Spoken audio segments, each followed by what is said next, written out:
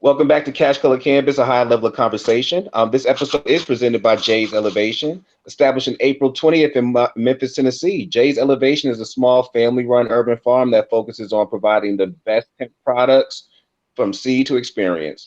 Learn more about their amazing products and all the services they offer for farmers at jadeselevation.com. And this episode is sponsored by 610 Organics, the cannabis inspired clothing and apparel line. 610 Organics and shirts that appeal to the consumer and you. Find out more at 610organics.com. All right, without that, with all that said, I'd love to introduce y'all to my guest for the night, my friend Danielle Buynton. How you doing, Danielle?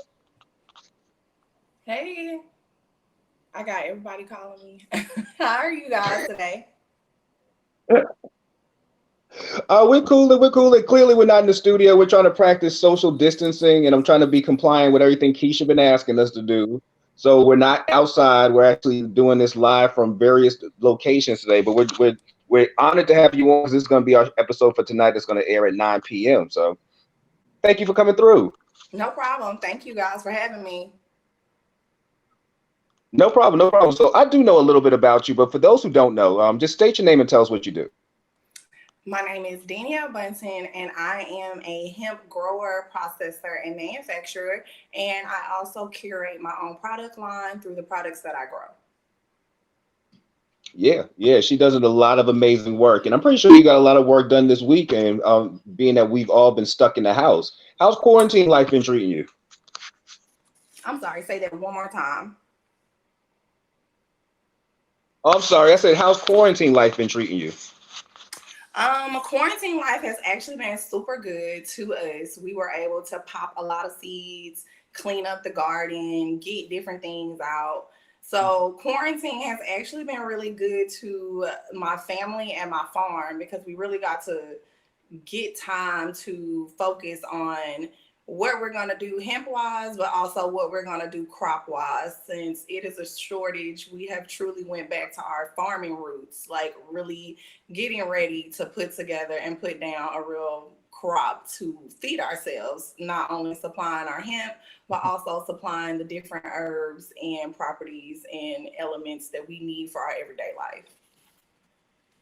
Oh, okay, so has the quarantine upset your business in any way? Um, I'm going to say a lot more people need their medicine.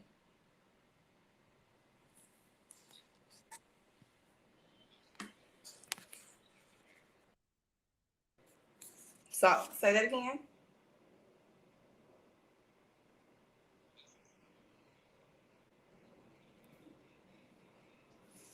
Yes, they have been placing larger orders because as of right now, they took us back to, I guess, the stay at home order. So, as you're staying at home, before we had the order, we were able to move around and I was able to do my delivery. So I've just seen a lot of people order a lot of what they normally would. So they would normally do a place of order once a month, and they just went ahead and doubled and tripled their order, not knowing if we were going to be able to come out or not.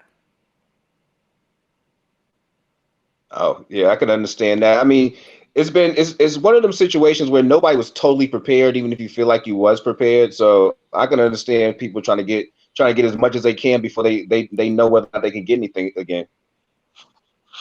Yeah, so hopefully that won't happen, that we are not stuck in here for eternity, like I told them. But it's good to be Yeah. prepared, and it really helps us learn for the next, I guess, apocalypse that hopefully we never see again. But this has really made us take a step back and look at how we structure the business and how we can kind of cushion ourselves for pitfalls and different things like this. Because, I mean, ultimately, we're farm, and we have to maintain what we do at all times. So just being abreast of different pandemics, different things, and how it affects our crop is kind of what we also took a step back and looked at during this time. Okay.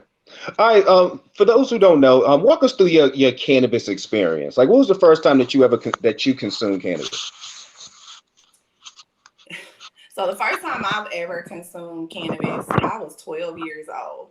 A little bit young, I would say. But I was with family, and of course, when your family is sitting around, I have an older brother that I am like, when I was younger, that was like my hero. So I was like, I'm gonna follow him around and do whatever he does. So it was just really about hanging out with him, trying it, and really, really enjoying it. It was just something that I know most people be like, 12, what? But it was just like we were going through a lot of different things at that time.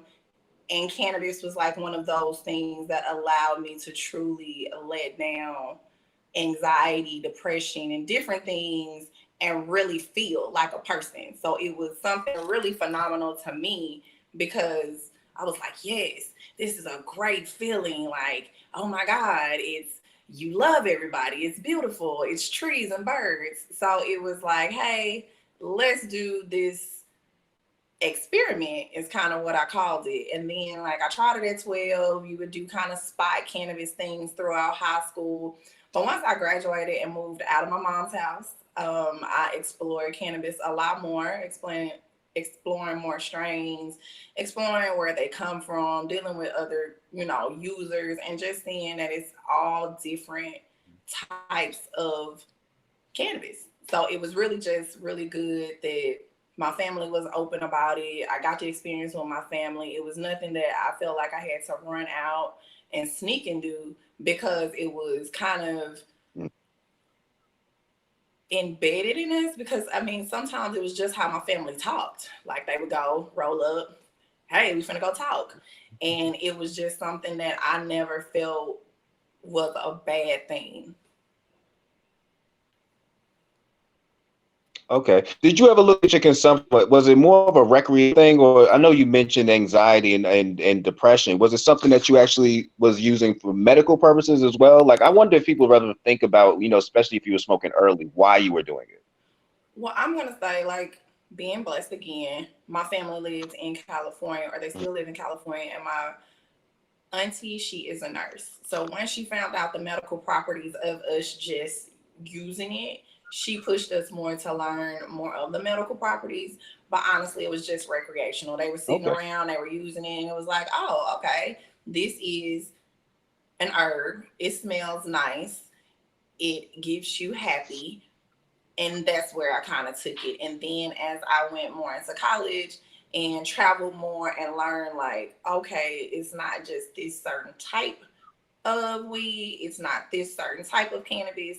You can actually mix all of these. Oh, and it's concentrates, and you can dab, and you can kind of do this with tobacco. So it was just really trying to learn not more of a medicinal way of doing it, but just understanding that this could be something you can use recreationally, but it can be incorporated into your life. So I never honestly focused on the medicinal properties until I got older. Okay. So what's your favorite way to consume? Like, are you a blunt person? You like joints, bongs? So I am most definitely a joint. I mean, JOB 1.25. I roll them, and I mean, I can just sit and roll. I like the whole I like the smoking. So my biggest habit, of course, in consumption is the smoking, feeling it, smelling it, like touching it, breaking it down. So to me, it's really a good joint. You can back to back them. You can back to back to back to back to back them. But I like the paper aspect of it. Blunts, which is so crazy. I get like my throat starts to close up. So I really can't smoke blunts. I really don't do well doing vapes. Like that whole thing where it kind of cuts your windpipe and all that stuff off. I totally get that if I'm like facing blunts back to back to back. So I really like organic hemp papers. Jeez. If we're gonna do JOB 1.25s, they're organic. So I'm gonna say I'm a much more a joint person than blunts or vapes. I love to dab, All right. but I actually like to take the concentrate and roll the concentrate in my joint to close it off. All right. Number one, if we ever have you in the studio, we need to have blunt papers, and two, don't smoke with you because you smoke big. That's heavy No, smoke but you I mean, talking I about. really like the layering. So when you taste the cannabinoids and you taste the flavoring, like a concentrate taste is Mm. different when you have rosin It and you is. have your keef and then you have your flower. Then you light it. It's like a total experience versus just saying, okay, we finna roll this blunt. Like I like to give experiences with cannabis now that I've learned more. You can do a lot more with it. All right. So we learned a little bit about your weed habits. Let's talk about how you got into the business of weed. How did Jades Elevation start? Like, what idea sparked you to make a move and create Jades Elevation? So Jade's Elevation started. I love cannabis. So as you can see, I started smoking when I was 12. I have been very engulfed in the cannabis culture since then. And it was just literally being a single mom having to balance everything. And it was really talking with my dad. Jade's Elevation was born because I was just talking to my father and expressing, like, I'm very interested in getting in this industry. I believe that it's a real industry. How can we do this in a cost effective way? So that's how I really got into the hemp avenue, because when I was looking to get medical cannabis, of course, I lived in states that it was not legal. So you just kind of had to find a wraparound. It was like I was guaranteed, like I wanted to get into the industry, and I loved cannabis and I loved Jade. So as I was forming my company, I was like, Jades Elevation. So when you start a company pertaining on things you love, you can't fail as much. Like failure is not as much an Yeah. option to me when I know my daughter is looking at me. So Jades Elevation was really born name wise through my daughter and my love of weed. But the foundation of my company was really kind of founded from my dad. He just really was like, hey, it's many ways you could grow things, but what are you missing in your model? And I was like, well, hey, the cheapest barrier of entry, of course, is processing, and not a lot of people do it. So he was like, yeah, you can get everybody to come and fly that crop into you, and you can process it, and you can send it back to them. And I was like, that was genius. So the processing aspect of my company totally came from my dad, just really digging into the industry and us seeing where a gap was. So we looked at it.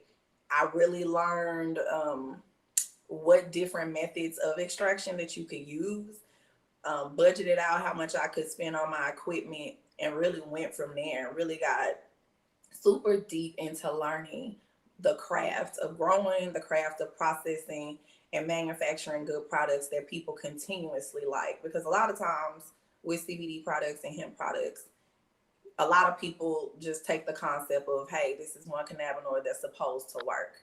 But really learning, like if you put this one and this one together, you could get a lot more out of your materials, your processing, and also making your customers happy.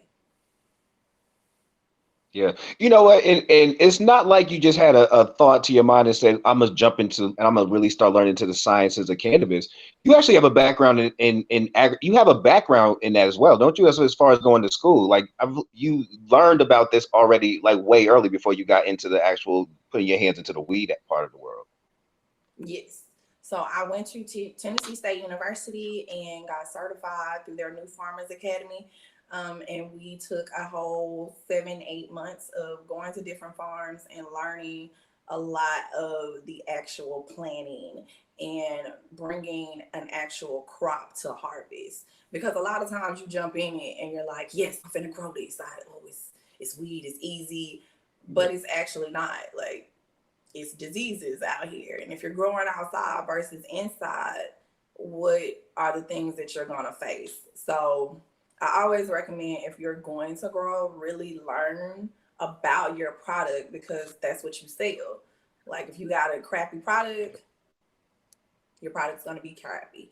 So learning proper techniques, and also I went to school to learn how to process. So growing and processing was not something I just automatically knew. I didn't come out the gate knowing it. I did go to school, get certifications and certificates and learn and really learn the craft in the industry before just truly jumping in there.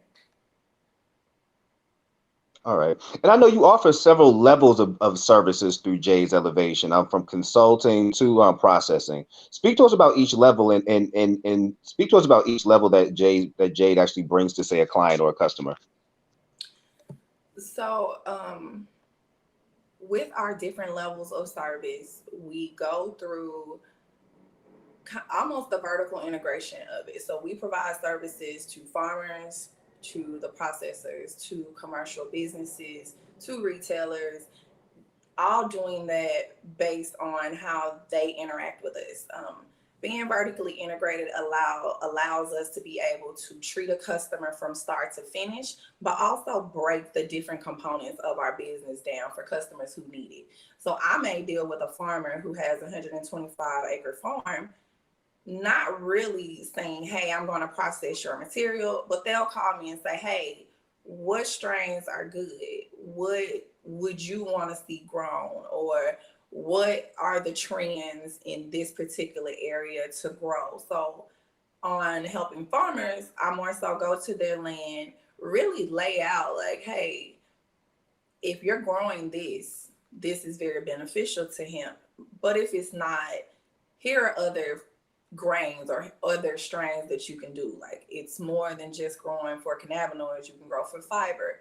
You can use it for biofuel. You can do different things. So when you're dealing with the consultation part with farmers, it's really breaking down how this crop can benefit their already, like what they already have. Because a lot of farmers jump into it and they were like apple farmers, or they have a banana field or something to that gist. And it really is about going in for consultation, helping them understand the crop. And then as we transcend to them getting the crop to harvest, explaining to them how they're going to process it and manufacture it. So with the farmers, we really work on really working with their model. With processors, we work on really helping them understand solventless extraction, because that's what we focus on most in our company. A lot of companies do different levels of extraction.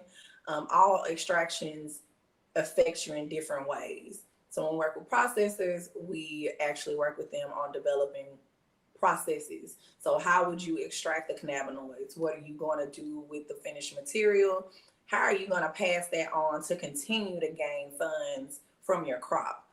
And then also with retailers, we do white labeling and private labeling, where we really work and develop their product line for them inside their store and help them grow. So as being vertically integrated as I love to be, it allows us to break down each part of our system and really hand that out to the customer, or give them something from start to finish and they know exactly where it's coming from. Yeah. I think it's super important that you are doing what you're doing. And I think it primarily because it helps more people of color look past just looking into cannabis and looking at the actual benefits of hemp from several levels, but definitely on the business side. And I feel like agriculture is in our culture, and I think that a big part of us going back to that would be learning more about hemp. Do you feel like you are a role model in that way, that you can help bring other people of color into this space and get us more back to a growing kind of a culture? I think I can be a very good role model, but I also like that people are willing to ask questions through diversity and understanding the crop, because a lot of our color minorities, we have been kind of sideswiped with this industry saying, hey, I did this 10 years ago, but now it's legal for you to do it. And I probably went to jail for it. So to me, it's more so like just really being a face of positivity when it comes to the industry, because a lot of times we're scared to even talk to people in it. So really just more, not even being a role model, but being able to mentor, being able to have people believe in themselves. Because when I go places, a lot of times when I first went, it was just me. Like, I was an anomaly. Like, people came to my table because I was a Black woman in cannabis and I owned the company and I wasn't just working there. That was why everybody came. My first expo, it was not because of my products. It was not because I was an amazing person. It was truly because I It was was the only company. Black person there. And as I saw more and more people want to get into it, it was always that they were scared to be the only person. So to me, I can just say that I just wasn't afraid to be by myself. And that's what I really want to push people, because even as this opens up and as open as you believe hemp is, it's legal in all states, but you very rarely see a Black-owned cannabis company beyond celebrities and athletes and rich people. So just being a normal person who took their savings to start a cannabis company and really be able to still maintain it. I would say I'm a role model, but I also just want to push people to do it. Like, be better than me.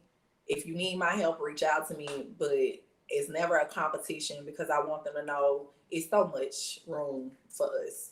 So come on in. Yeah. Well, I know you had to have some more support, and it was great that your family was behind you. And I know that you're also part of Normal down in Memphis. How important is it to have that type of structure of people around you when it comes to building up a business? The best thing about having people who believe in what you do and people to support this weird, crazy industry that you love is that you always got somebody to fall back on, no matter how stressful or no matter the obstacles, because in cannabis, it is a million obstacles. Like, you're stressed out every day trying to balance a legitimate business, but also the loopholes of federal policies and all of that. So it does get stressful, but having people that have your back and really see and motivate you, and when you're down and out, I think that's the best thing. Like, my normal friends, we lobby, we go, we reach out to different Congress people and really fight the fight in Memphis to push our beliefs. And it's always good to have a group of women. All of us are single mothers or mothers that have kids that are school age or a little bit older. So my normal family really helped me in the cannabis aspects of this, because in Tennessee, hemp is very popular. But when you also support hemp and cannabis, people really look at you like, oh, you're not as medical. And then I have to explain to them, like, hemp is cannabis. Ultimately, the next step you're going to do is just raise the THC level on your hemp. So really going and lobbying and having strong women support me, I think, is the biggest thing with my normal family, and my family just Yeah. support me. I have a lot of women in my family. So for them to support me and believe in what I'm doing, it means a lot to me. All right. And I like how your company's named after your daughter, and it's not so much after her. You actually have her almost like part of the business. Was it important for you to try to introduce your daughter to the world that you're working in now? Especially being that she's part of a culture this is what she's gonna know. Yes, yes, she will very much know about cannabis. So she knows terms, she knows everything. And the thing about my daughter and cannabis, and the reason why she was even the name of my company, is because when I smoked, I would never smoke around her, but I would always smoke in an area that was closed. So you could always smell what I smoked. And every time she walked in, and I can say one time it was bad. She was like, "Oh my God, this just smells disgusting." And I was like, "What? How do you even, you know what I'm saying? How would you equate that to a disgusting smell?" So I was like, okay, I smoked some better and better. And every time it was better, she was like, "That smells good. That smells good. Oh, yes, mama, that really smells good." So it was like, okay, you understand what I'm doing. You don't know technically what I'm doing, but you can tell if it's bad or you can tell if it's a higher quality. And as I got to like really studying and reading it, I was like, okay, these smells are terpenes. This can help her do this, this, and this. So then once we kind of got into the processing aspect, she was like, hey, I want to help. And I was like, a lot of people really like turned their eye at me when I introduced her or put her in some of my videos early on.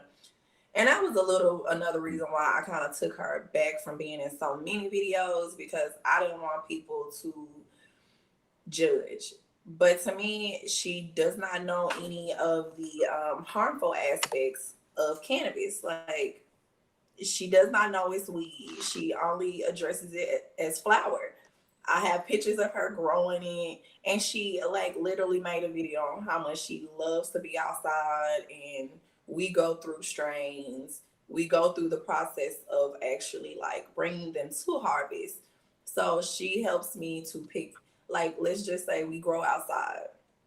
When you're growing outside, you have to pay special attention to coloration, leaves, diseases, different things like that. So this summer, she spent a lot of time with me manning just bug watch. It was like, okay, we're going to go through all these plants.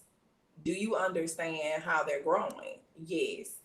Do you understand why these holes are in these leaves? And it'll be like simple things like that. So she knows that bugs are going to get on it, and we have to make sure we maintain that.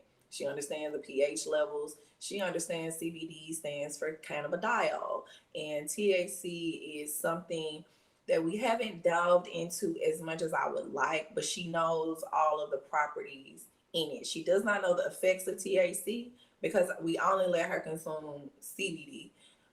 But as she gets older, she's most definitely going to be a big part of growing and adding to everything we do. I applaud that because I think that's really dope to do. You know what I mean? Like she's really of the age where the rest of her life is going to be knowing about cannabis. Cannabis might be totally legal, you know what I'm saying, by the time she's 18.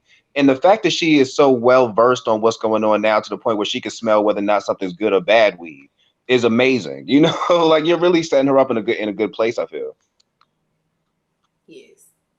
I think I'm setting her up very well, and I hope she takes heed to knowing what she knows. Yeah, she could be like fake watch busters for weed. Like she really walk in the room, be like, ah, that ain't good. They point that out quick to somebody. Yes, she'll most definitely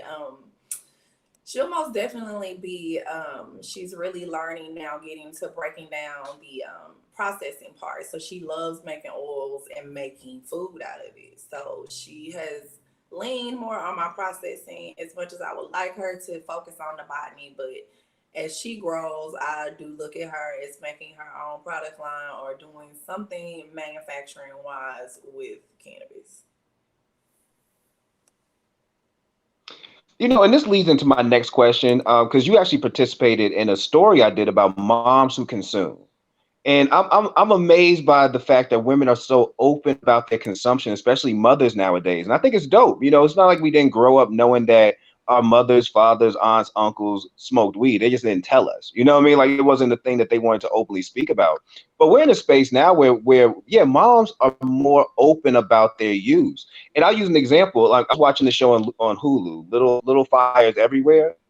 And Kerry Washington's character, this is in the 90s, openly smokes weed and her daughter knows it. And she smokes because it helps her when she works. I was like, that is such a Mm-hmm. dope narrative. And I love how women like yourself are helping breaking down that stigma.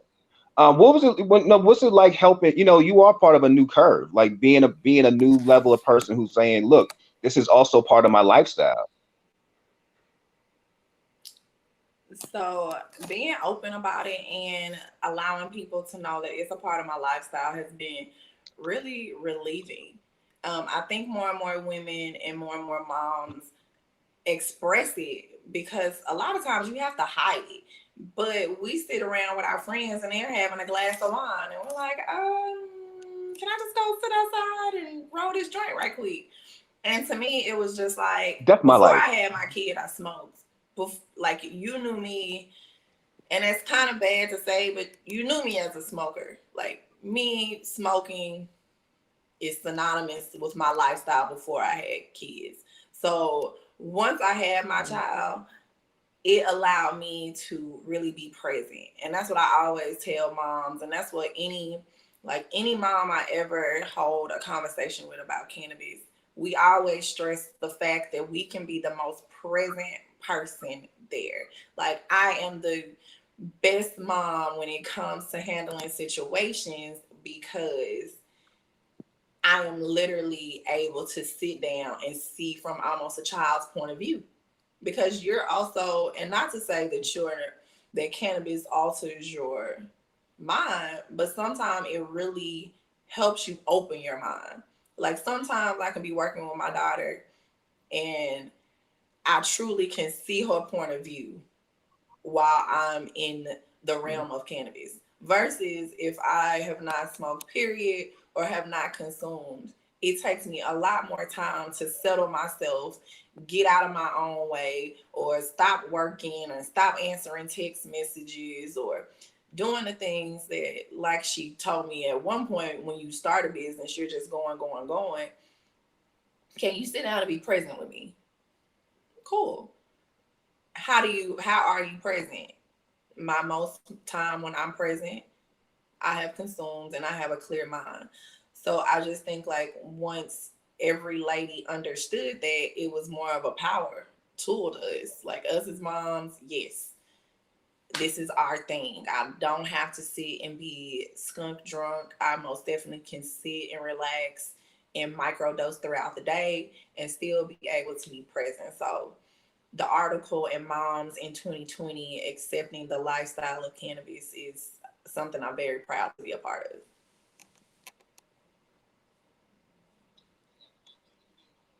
Learned a lot myself. Like I really am. I'm loving the fact that this is part of the breaking the stigma part of the narrative of breaking the stigma, that we're seeing mothers come out and say, this is what I do, and it's not something that holds me back as a way. Yes, I agree. I'm very glad, and the article was very Plus, I'd much rather inspiring kick with it with all the somebody who strong smokes women in than it. somebody who drinks all day. Awesome. So what's the next elevation for Jade's Elevation? Like, where are we gonna see the company go from here? I'm sorry, say that one more time.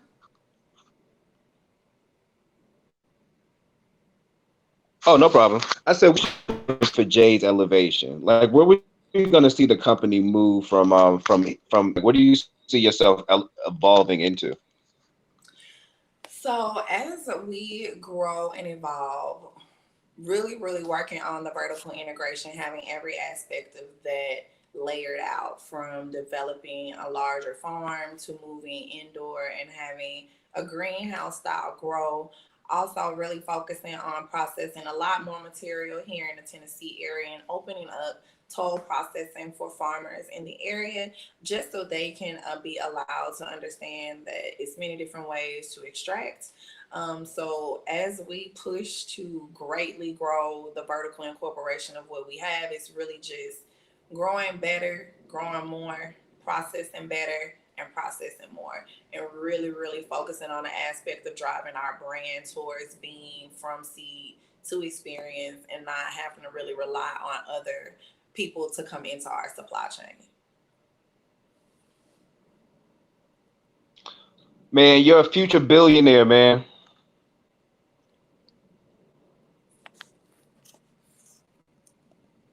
I'm sorry, say that one more time. Oh, I'm sorry. I said you're a future billionaire. It's dope to watch this happen. Like I'm watching you morph into like Bill Gates status. Like cross my fingers. My daughter would love it if we were like real billionaires, but hopefully, I just want my family to be able to survive off of something we love. I feel you, Jade. I mean, I feel you, Danielle. I called you Jade. I'm sorry. Everybody calls me Jade. It's okay. Look, well, I appreciate you doing this abridged episode of our show. Eventually, we are going to get you into the studio because I just feel like to be there, and I'm gonna let us know about your smoking requirement. We need to make sure the paper's there, and that you need to bring your lungs because she knows how to smoke. No, she does not. So I appreciate your time today, and that's all we need from you. This is Cash Color Campus, a high level of conversation sponsored by Jades Elevation as well as 610 Organics. Check us out tonight, 9 p.m. Bye, guys.